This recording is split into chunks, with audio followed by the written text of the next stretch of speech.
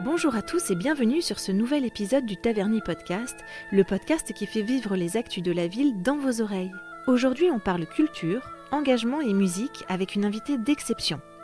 Depuis cette année, la ville de Taverny, en partenariat avec le SPIP 95, développe des projets culturels en milieu carcéral. Cette année, un projet musical unique voit le jour au centre pénitentiaire d'Ony-Pontoise, porté par l'orchestre Divertimento et sa chef d'orchestre, Zaya Ziouani. Si son nom vous dit quelque chose, c'est peut-être grâce au film Divertimento, au documentaire Zaya un temps d'avance, ou encore à sa présence lors de la cérémonie de clôture des JO 2024. Elle fait partie des rares femmes chefs d'orchestre et milite pour un accès à la musique pour tous.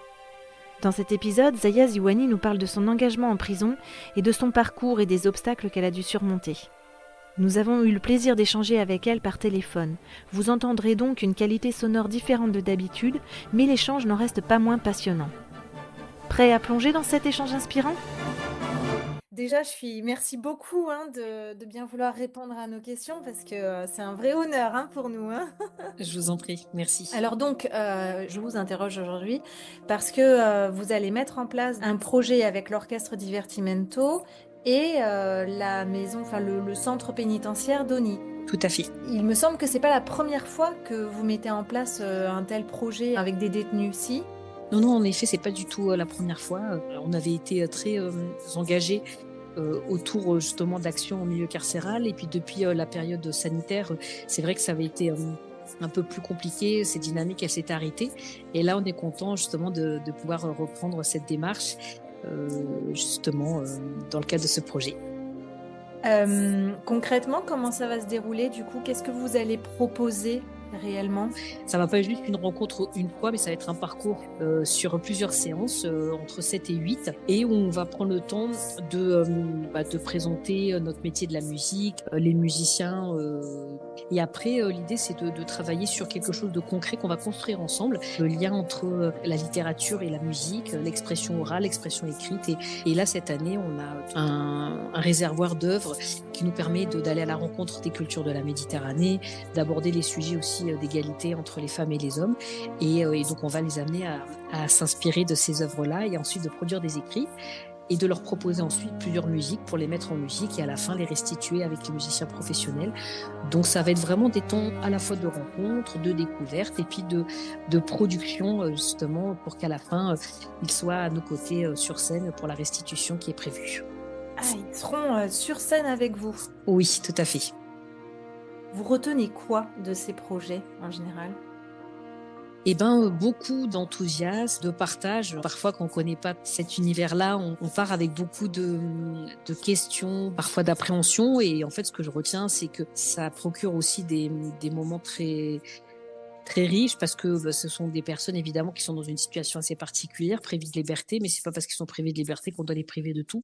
Et j'ai vu parfois des détenus venir assister aux actions que nous avions mis en place et revenir nous écouter une fois qu'ils étaient revenus à la vie civile.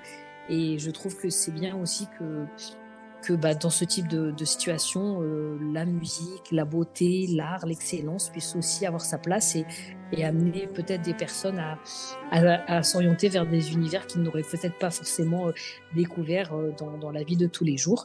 Et donc, je retiens juste qu'il faut s'interdire de rien. Vous le savez, samedi 8 mars, c'est la Journée internationale du droit des femmes. Alors qu'encore aujourd'hui, seuls 4% des chefs d'orchestre sont des femmes, j'ai demandé à Zaya Ziouani ce qui l'avait poussée à devenir chef d'orchestre. Écoutez, la beauté de la musique, et c'est en jouant dans un orchestre que j'ai découvert ce métier.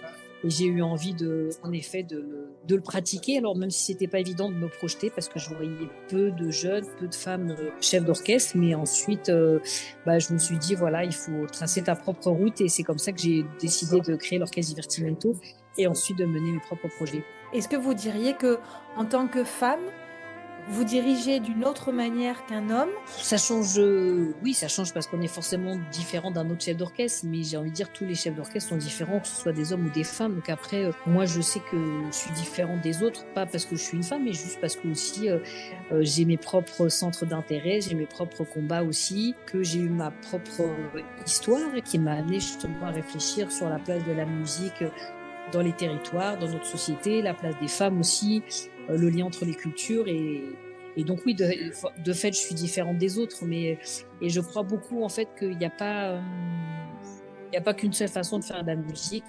Pour aller encore plus loin sur cette question d'égalité, j'ai demandé à Zaya Ziouani quels conseils elle donne aujourd'hui aux jeunes femmes qui souhaitent devenir chef d'orchestre. Écoutez, moi déjà, j'essaye d'encourager les jeunes d'une façon générale, garçons ou filles, à s'orienter dans les projets qu'ils souhaitent, les rêves qu'ils ont, et de rien s'interdire.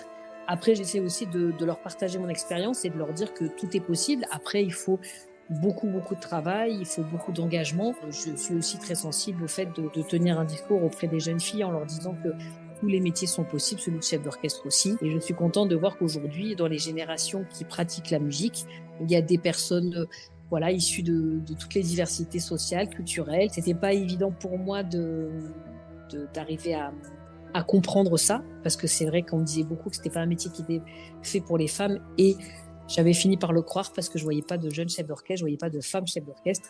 Et donc maintenant, si je peux incarner quelque part ce symbole, j'en suis heureuse en effet. On est peut-être un des domaines qui est le moins inclusif pour les femmes parce qu'on est moins de 4% des chefs d'orchestre à être des femmes. Il y a eu quelques changements ces derniers temps, mais il y a encore un travail énorme à faire. Mais dans plein d'autres domaines, la politique, le monde économique, on sait aussi qu'il y a encore de grandes inégalités. Donc j'espère qu'aujourd'hui, le chemin que moi j'ai tracé en musique et que d'autres femmes tracent dans leur domaine, les jeunes générations n'auront pas non plus à faire ce chemin, et elles continueront à amener ces combats le plus loin possible pour qu'on vive dans une société avec beaucoup plus d'égalité et d'équité.